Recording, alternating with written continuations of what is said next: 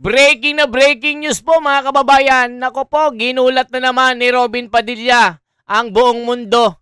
Ginulat ang Senado, sobrang talino. Parang detective kung magtanong. Minana ang talino ni Senator Rodante Marcoleta. Dito, ginulat ni Robin Padilla ang kalaban. Si Kapunan, napa-walk out na. Luistro, napasabog ang laway.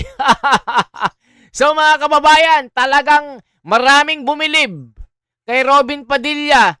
Tila iniwan ni Marcoleta ang talino. Wala man si Senador Marcoleta, pero sabi nila, nag-aantay na sa labas. Mga kababayan ko, ituloy na natin ang pasabog na ito. Binulaga ni Robin Padilla ang lahat. Grabeng magtanong ito. Parang isang matalino talaga ito, mga kababayan. You have 2 minutes. Maraming salamat po, Ginoong tagapamahalang hukom. Meron lang po ako mga tanong. Maiksi lang po ito. Saan po kayo pinanganak? Sa Nueva Ecija po, Your Honor. Nueva Ecija. Opo. Saan po kayo nakatira ngayon? Sa Manila po. Manila. Saan po kayo nag-aral?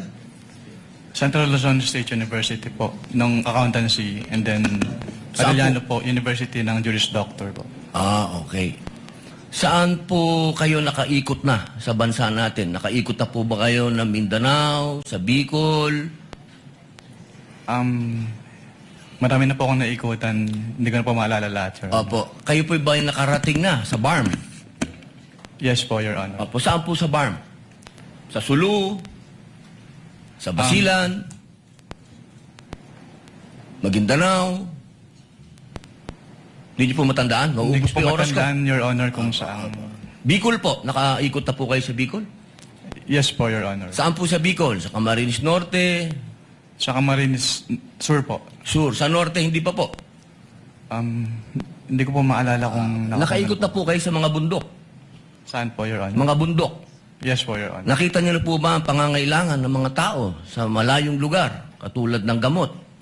Katulad po ng pagkain. Wala naman po akong na-observe, Your Honor. Ayun, wala. Hindi po kayo exposed.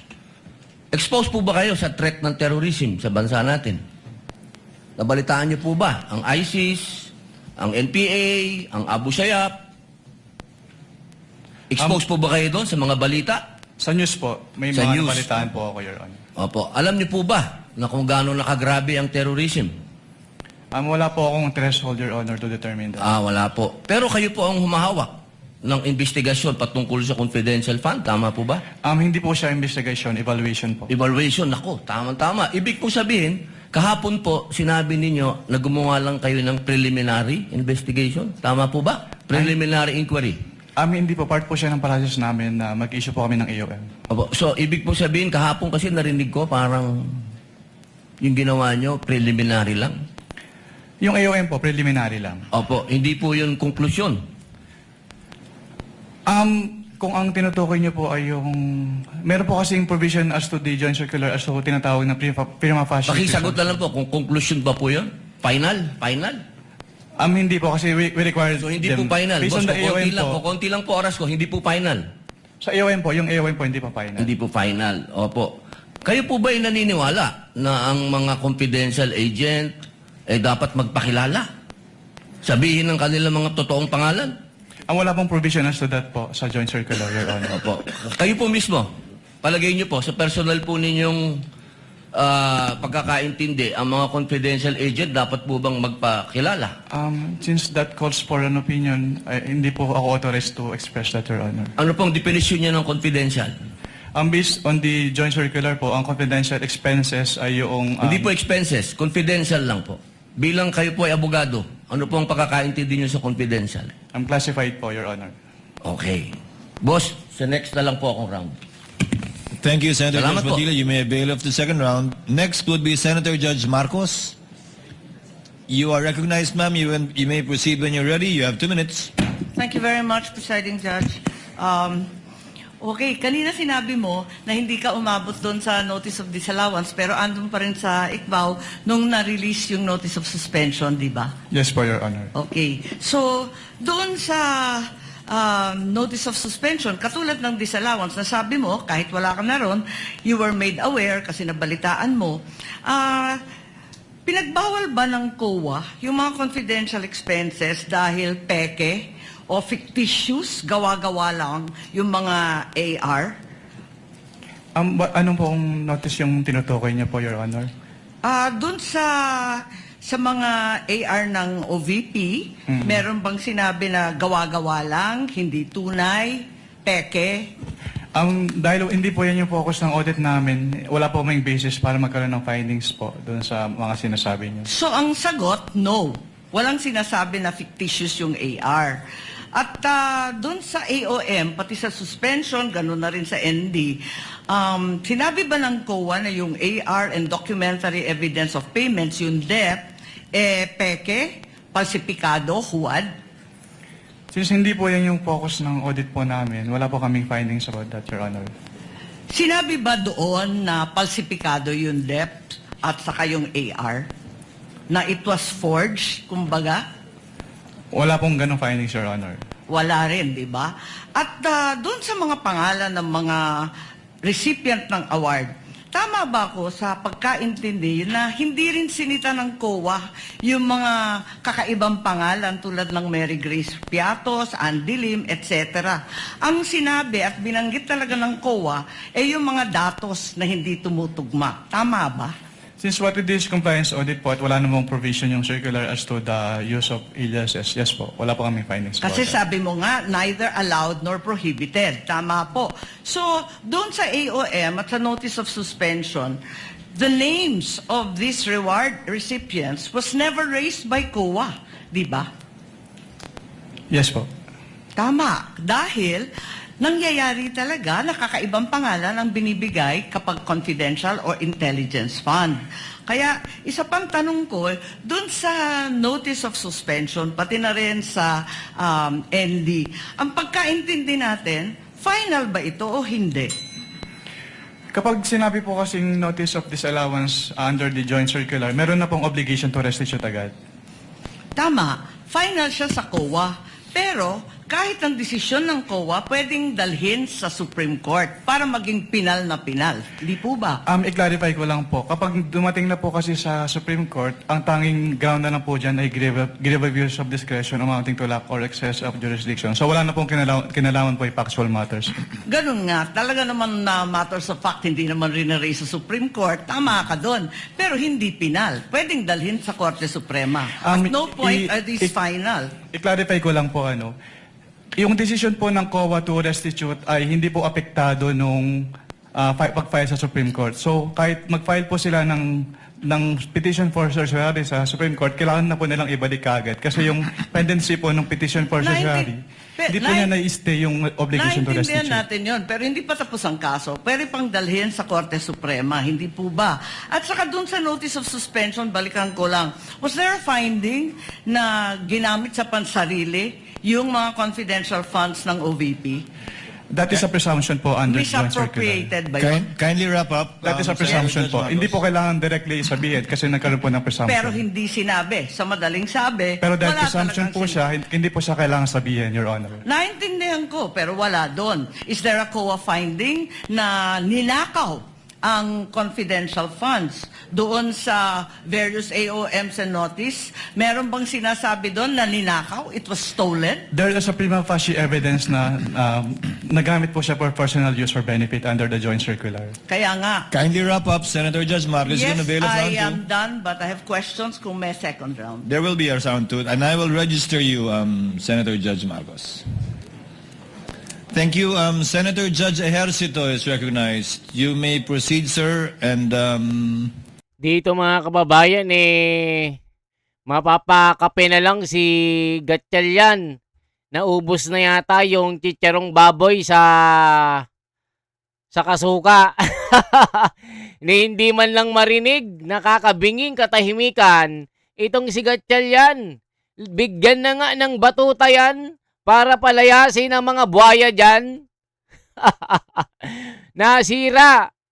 At masaklap ang nangyari kay Gatchalian dito Tila tahimik na tahimik si kumpare Ito po mga kababayan. When you're ready and you have 2 minutes. Yes, thank you, Mr. Presiding Officer. Siguro dagdagan ko na lang din nun. Ito tayo tinatanong na rin yung tungkol doon sa mga paggamit ng mga alias sa ating mga senator judges. No? Dahil alam naman natin na kinakailangan din na lehitimong may pangangailangan na protektahan. No? Dahil nga confidential itong mga information. Ang sa ilalim ng Joint Circular Number 2015-0, paano dapat maprotektahan ang pagkakakilanlan ng mga confidential informant? Wala pong provision as to that, Your Honor. Kasi yung, wala po namang requirement yung circular as to the, pwede pa ulit po ng tanong, sorry. Ayan, ako, nagkahetot-hetot na. Nagkalito-lito na itong si Wamil. Parang Madriaga din na nagtatanim ng bala. Hala ka, parang airport lang. Tanim doon, tanim dito. Para magka-racket-racket. Parang yung amo nila, racket dito, racket doon. Wala naman nangyayari. Bulsa lang ng bulsa. Hala ka. Yari na. Parang pusit. Ang itim ng ng kulay. Tuloy pa natin ang mga pasabog mga kababayan. Umiinit ang debate. Parang putukan sa Maguindanao. Well, yung hindi kasi parang alam naman natin, no, dahil lalo na sa mga intelligence at saka yung mga activities, mga confi, ginagamit yung mga alias na nabanggit nyo rin kanina. Hindi ba pwedeng gamitin na lang halimbawa John Doe, Jane Doe o Juan de la Cruz kasi alam naman natin na binambibilit, reward for information na siyempre pinoproteksyonan din natin yung mga pinoproteksyon ng mga agencies yung identity no ng mga informants. Ang masasabi ko lang po, Your Honor, wala naman pong provision as to the joint circular sa use ng aliases kasi silent po yung joint circular. So tanggap yun. Halimbawa nakita niyong medyo parang kahit yung mga pangalan mukhang alias lang ay tinatanggap dahil pang-intelligence gathering. We base lang po dun sa document submitted to us. So, kung wala pong naka-indicate dun sa document submitted to us na alias po yon, hindi po namin malalaman, Your Honor. Tapos meron ding dapat may coordination paggamit ng intelligence or confidential fund. May coordination with law. Parang mga bobo lang mga kababayan. Kaya nga kaya nga confidential funds. Sikreto. Mga detective, mga mga intelligence, kaya nga intelligence, mga bobo. Di punggol. Hestas Barabas kayo. Itong prosecution, di natin alam kung nakapag-aral talaga ng grade 1 o hindi Pang mga kupal ang ginagawa O tuloy pa natin, paano nagisa itong witness nilang si Wamil. Roderick Wamil, naging Roderick Paulate. For enforcement agencies, tama po ba? Yes po, based on the joint circular po, Your Honor. So, doon po, tanong ko lang po, meron po bang, o may nakita po ba kayong naganap na coordination with the agencies, no? Of course, yung PNP, AFP, PIDEA, at iba pa, NBI, na ginawa ang, halimbawa, OVP, in this case, sa kanilang paggamit ng confidential funds para sa sinasabi nilang confidential programs. Based on the documents submitted po sa ICPA, wala po, Your Honor. Dahil sinasabi ng joint circular, kung hindi ako nagkakamali, na kailangan may proper coordination ang paggamit ng confidential funds with these law enforcement agencies. Yes po, based po on the joint circular, Your Honor. Isa ba ito sa mga findings ng COA sa IOM o sa audit observation memo or notice suspension or notice of disallowance na inilabas laban sa OVP, yung walang coordination? Wala po kaming naging findings about dyan, Your Honor. Last, Mr. Presiding Officer, doon sa course ng iyong audit, Mr. Atty. Wamil, did you see any evidence o may ebidensya ba kayo na si Vice President personally ang tumanggap, ang nakakuha o nagbenepisyo doon sa Confidential Intelligence Fund. Based on the documents po, wala po, Your Honor. Wala po akong personal knowledge about that po. So para sa record, for the record, just last point, Mr. Presiding Officer, sa pagkakaroon o kawalan ng ebidensyang nagpakita ng personal na pagtamanggap na kinabang ba ang isang opisyal ng pamahalaan sa pundong bayan ay sapat na? O upang matukoy kung may umiiral na pananagutang administratibo, sibil o kriminal? Under the joint circular po kasi, since si OBP po, si head of the agency po yung may responsibility to oversee kung paano gamitin yung confidential fund and to ensure yung compliance nila dun sa joint circular, then the accountable person din po si head of the agency, Your Honor. So last question, Can you wind up? Mr. President. Upang maging malinaw ang inyong testimonya nang sabihin ninyong wala kayong nakitang ebidensya na ang pangalawang Pangulo mismo ang tumanggap, nagpanatili o nakinabang sa confidential intelligence, inilahad lamang ba ninyo ang inyong audit findings at hindi kayo nagbibigay ng legal na konklusyon hinggil sa pagkakaroon ng kawalan ng pananagutan? Is it based on your audit findings or legal conclusion hinggil sa pagkakaroon ng liability? Based po sa audit findings, Your Honor. Kasi nilalagay po namin yung persons accountable dun sa aming ini-issue po. Okay, thank you, Mr. Presiding Officer. Thank you, Senator Judge JV. Before recognizing Senator Judge Soto, Attorney Wamil, just on the point of Senator Judge Marcos, to clarify, the decision of COA with respect to any appeal is final, is executory but not final even if it is appealed before the Supreme Court, correct? With respect to the obligation to restitute po, kahit magkaroon ng pendency ng petition for... Attorney Wamil, listen to the question, please. Okay, It is, Your Honor. unless a TRO is issued by the Supreme Court, it is executory but the decision is not yet final. Would that be correct? Yung decision po, final na, Your Honor. Kasi, Inappeal nga sa Supreme Court, paano magiging final? Ikaw naman. Ay. A decision of the COA Executory na po, Your appealed to Honor. the Supreme Court is executory unless a TRO is issued but is not yet final. Yes po, Your Honor. That is a correct statement. Opo. Thank you. Senator Judge Soto. O dito mga kababayan, nagkatae-tae itong si Roderick Wamil. Nakita nyo naman, mas magaling ka pa sa presiding officer na si Chis Escudero. Alam mo naman na si Chis Escudero, talagang sinaniban ni Marcoleta sa sobrang talino. Sampal ang inabot ng Wamil na ito. Kaya sila De Lima napamulagat. Nakaganon sila, Lewistro. Napangiwi sa sobrang sakit ng sampal ng inabot. Mga tangalista, bobulista, anong masasabi nyo dito? Si Escudero, hindi bias ito Talagang tunay na makabayan at tumitindig sa katwiran, parang si Marcoleta. Tama lang ang kanyang tinatayuan. Sa tindig pa lang mga kababayan, mukhang banal na ito. Parang Marcoleta. Tuwid kung maglakad, hindi uuga-uga na ngingiwi-ngiwi. Gaya ng mga tangalista bobolista na mahilig mangako ng 20 pesos na bigas at racket-racket at 85 pesos na pagtaas ng sahod ng manggagawa. Yung pala, ipapatigil lang ng Korte Suprema dahil malulugi daw ang ekonomiya ng bansa. Pero ang mga ayu-ayuda, kaliwat kanan ang pinamimigay, bilyones ang ninanakaw, trilyones. Ala, kayari na ang naghudas. You are recognized, sir.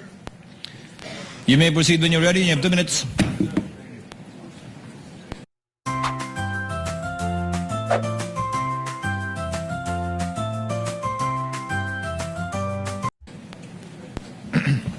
Thank you, Mr. President, Mr. Presiding Officer, Mr. Witness. In your testimony, August 3, upon direct examination by the prosecution, Nako, ito na naman si Tito Soto. Sabi niya dito mga kababayan, kahit hindi ako nag-aral ng abogado, 9 years naman akong 12 years naman akong gumagawa ng batas. Nagloko na, nagkaloko ka na ang mga bukol-bukol ang mga dito. Council, you were presented representative samples of selected forms.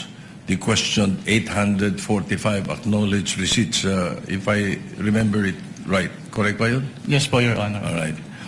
Sinabi nyo na kayo ay gumawa ng observations doon sa mga acknowledgement receipts nito, kung saan ilan dito ay pinagagamitan ng confidential funds ay hindi naaayon sa Joint Circular 2015-01.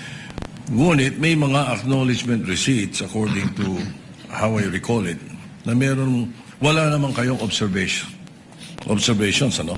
Yes po. Sapagkat ang pinaggamitan ng pondo ay naaayon sa nasabing circular.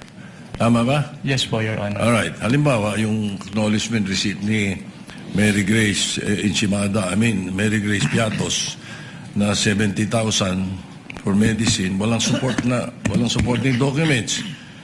Kaya gumawa kayo ng observations. Yes po, Your Tapos Honor. yung doon naman kay acknowledgement receipt ni Janice Marie Drevilla, 70,000, at Patty Ting na 150,000. Wala kayong observations. Dahil ang pondo ay ginamit sa purchase of information na O dito mga kababayan, ang pinag-uusapan na 100, 100,000, 150, 180.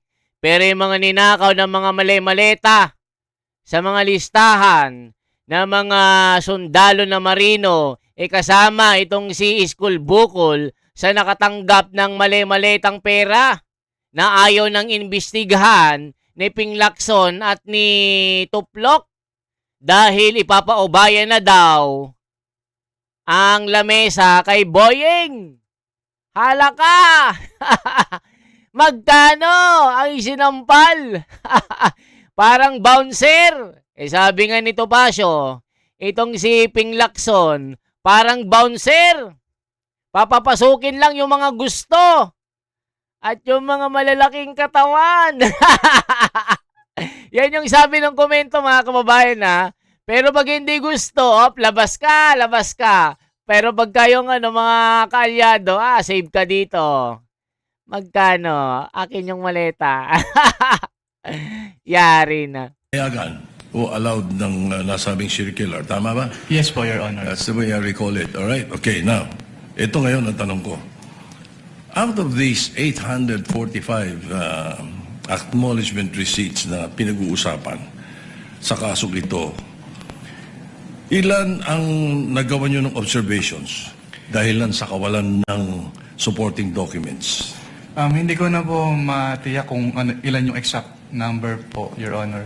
Ilan ng, well, then my next question will not be answered because tatanong ko, ilan yung walang observations? Mga kababayan, sablay-sablay din itong si Wamil, no? Ikaw yung nag-iimbestiga. Hindi mo alam kung anong eksaktong numero ng pinaggagawa mo. Sampaling kita eh. Gusto mong matadyakan? Matatadyakan na kita eh. Sabi nung ni Pedro, Pedro Maleta Boy. Parang Madriaga eh. Hestas Barabas ka din eh. Sabi nung nagko-comment. Babasa lang tayo Pwede ko po mag-refer pwede po ako mag-refer sa tabulation po, Your Honor. Please. You can refer to your tabulation table that was earlier marked. Assisting counsel, can you show him the previously marked evidence pertaining to his tabulation or summary? Assisting counsel for the respondent. Dito mga kababayan, parang binilinan na yung cameraman na wag nang ipapakita at i-close up yung mukha ni Gatchalian. Kasi nga, walang bira. Nakakabwisit lang sa screen. Yan ang sabi ni Sabas Galotera na kaibigan ni Arnel. Nako po. Ang tindi. Yari. May also approach, should he so desire.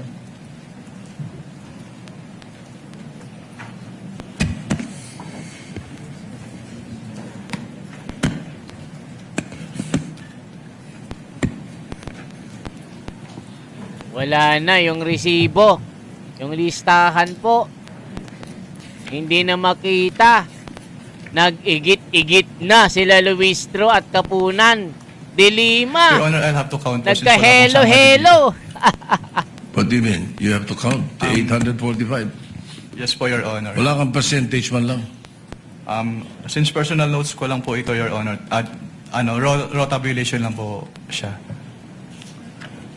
So you would not have a...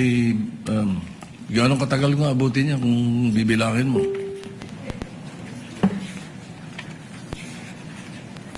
Kasi my next question actually would be, magkano ang total noong meron kayong observations? At magkano yung wala? Pwede. Parang pinahirapan na. May talino din palang tinatago si Juan Bull ah. Mapapangiwi na naman yung mga tangalista dito ah. Si Luistro mukhang sasabog ng laway. Naku po, bilang palang If the tagal chair na. may assist,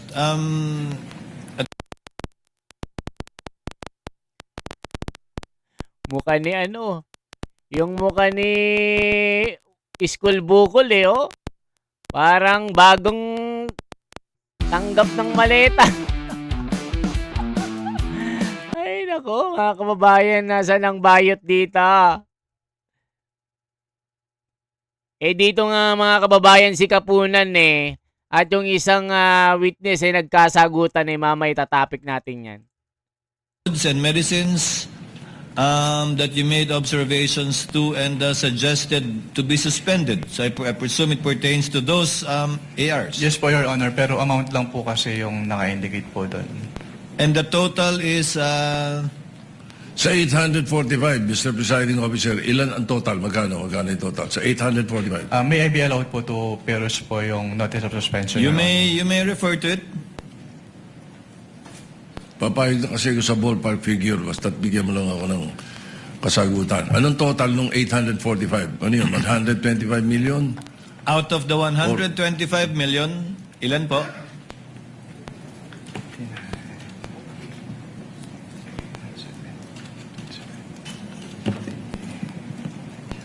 Your Honor, please.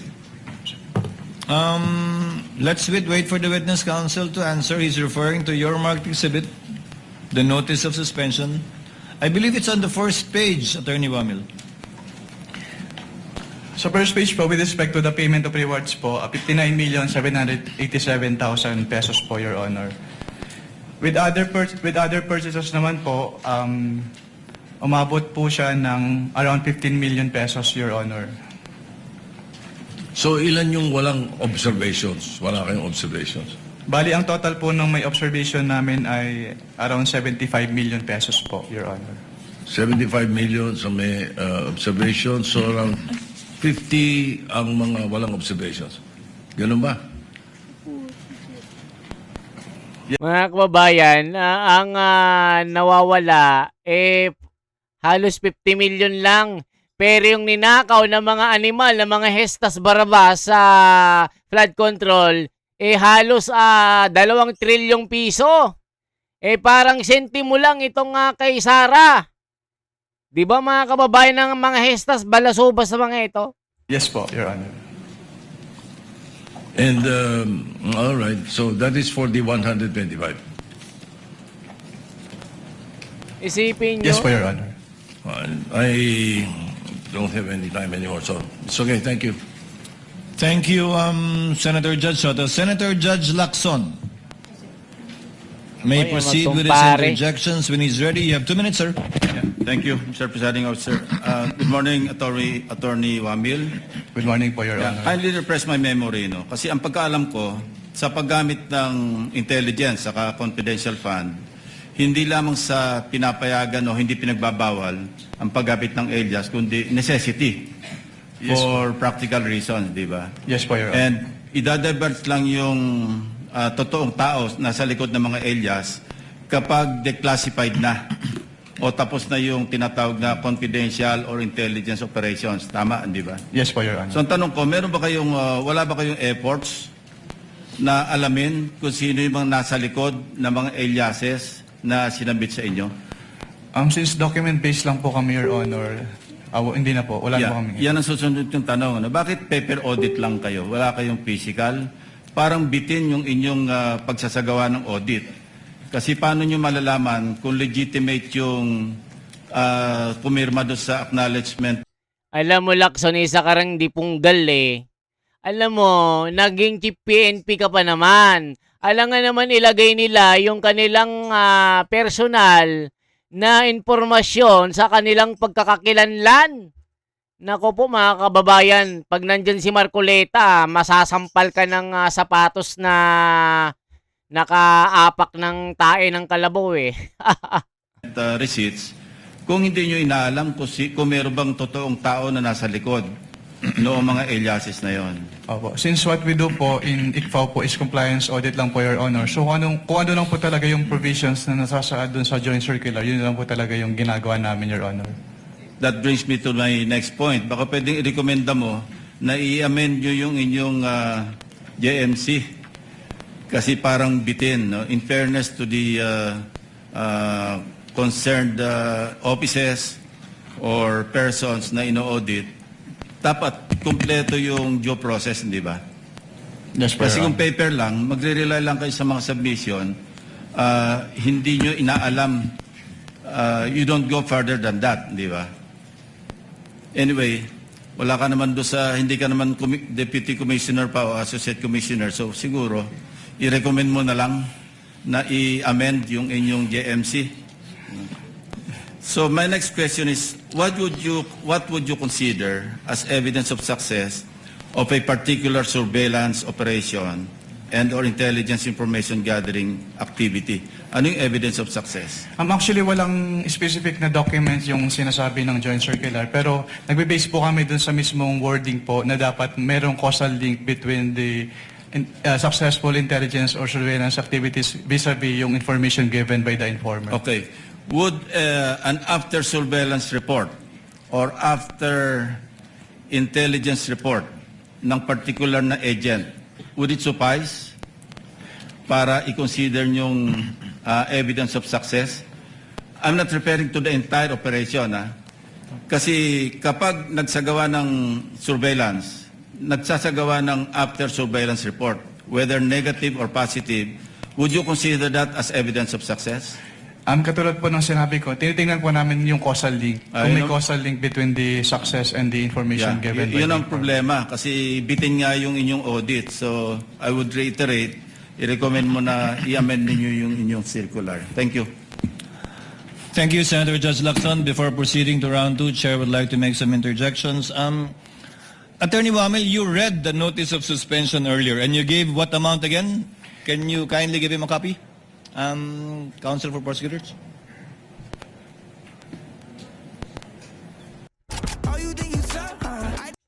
Ayan mga kababayan ko, sampal ang inaabot ni Wamel dito. Lalo pag nandyan si Marcoleta, baka mapaihi ka na lang sa mga tanong niya. 'Di ba mga kababayan? Ito pa, konti na lang. Meantime. Sa payment of rewards po, yung total is 59,787,000 pesos po. You're referring to page 1 of the December 13 notice of suspension that you prepared. Yes po, Your Honor. Can you total it again for me, please, sir? The payment of rewards po. I totaled it and your total is wrong. Kindly total the figures that you wrote there. Yes, sir. It was a typo error po. 69,787,000 pesos. Ang dami namang nagkamaling numero doon. From 59,787, ang tamang total is 69,837. Yes po, Your Honor. But the figure you mentioned earlier was what was written here. How did you know that it was wrong, a typo, and now you're giving us the correct figures? Kasi yung 10 million po, Your Honor, hindi na-add dun sa total amount. 10 million po nung payment, reward payment. Pangalawa po, yung subsequent issuances, binabanggit po 69 million na, pero yung detalye, hindi na po 10.5 million, 10 million na. Ano ba talaga? Can you repeat your question po, Your Honor? Wala Sorry. na. Nakalagay po dyan 10.5 million, 10.05 million. Hindi po ba yung rewards? Yung Yes reward po. payment?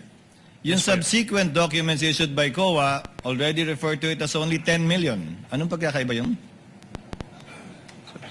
Nag-isa tuloy. What subsequent document po, Your Honor, yung tinutukoy niyo? I'm referring to the notice of disallowance later on and the documents mentioned also in subsequent articles, in subsequent documents. Wala na po akong personal knowledge about the notice of disallowance po, Your Honor. So ba't na-correct yun? Yung 10 million, yung 10.05 naging 10 million na lang. You wouldn't know? I wouldn't know po, Your Honor. In relation to the question of Senator Judge Soto, he said how much is the total that were provided for. You gave a total. In relation to the question of Senator Judge Villanueva, ano ba yung pinakaiba? Correct me if I'm wrong. You said you were aware of a notice of disallowance. Yes po. How much was the notice of disallowance? Ano yung dinisallow out of the 125? Sa pagkakalala ko, around 73 million pesos po, Your Honor. So out of 125 million, 73 million lang yung finally dinisallow ng COA dun sa notice of disallowance. Yung balance, inoke niya.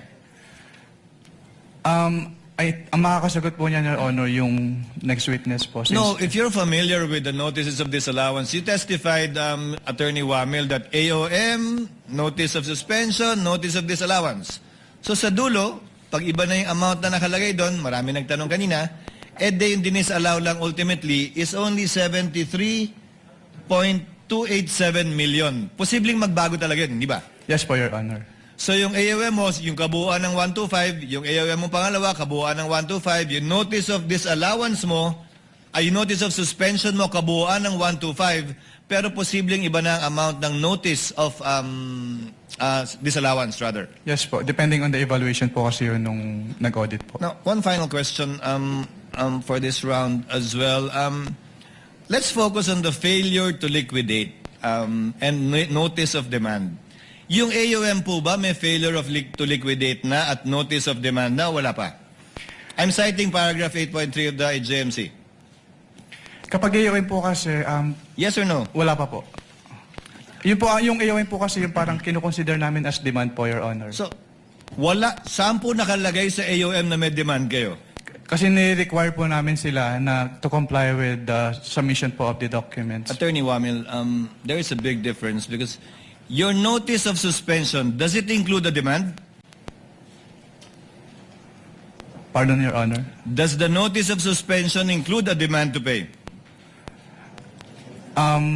Wala pa po, Your Honor. Isn't it correct na nandun lang sa notice of disallowance yun? Based on the joint circular po, doon Yes. po ni-require po na mag-restitute. Sa notice of disallowance na? Yes, Wala sa AOM, walang demand sa notice of suspension, sa notice of disallowance. The demand to pay po, yes, Yes. Your Honor. So, when will the presumption come in? Under paragraph 8.3. Kung wala pang failure to liquidate, dahil hindi pa final, kung wala pa yung demand until notice of disallowance na hindi pa final, kailan po papasok yung presumption o prima facie dun sa 8.3? Ang wording po kasi nung 8.3, Your Honor, failure to liquidate. So failure, kasama po doon yung failure to submit the documents. Hindi po kasama yung failure to pay kung ano man po yung dinedemand. Nakalagay po doon, failure to liquidate upon demand. Yes po. So ang sinasabi po doon ay isubmit yung complete documents with the ICPAO. So, pag hiningi nyo at hindi pa nasasubmit, failure na yun sa palagay mo? Yes sir, kasi ang sabi lang naman po is upon demand, na hindi sila nakapag-liquidate po. That is your interpretation, sir, correct? That is not found in the GMC. Ang binibase ko lang po dun sa provision po ng GMC, Your Honor. Sa interpretation mo nga ng GMC. Yes po, Your Honor. To avail of Kasi ibig sabihin mga kababayan, para sa kanya lang yon. 'Di ba? Hindi naman niya talaga na-liquidate. Nako po, ayan na yung sinasabi natin, nagkahetot-hetot na sila. I-like at i-share yung video ito at paki-follow, pa-subscribe tayo mga kababayan, mabuhay po.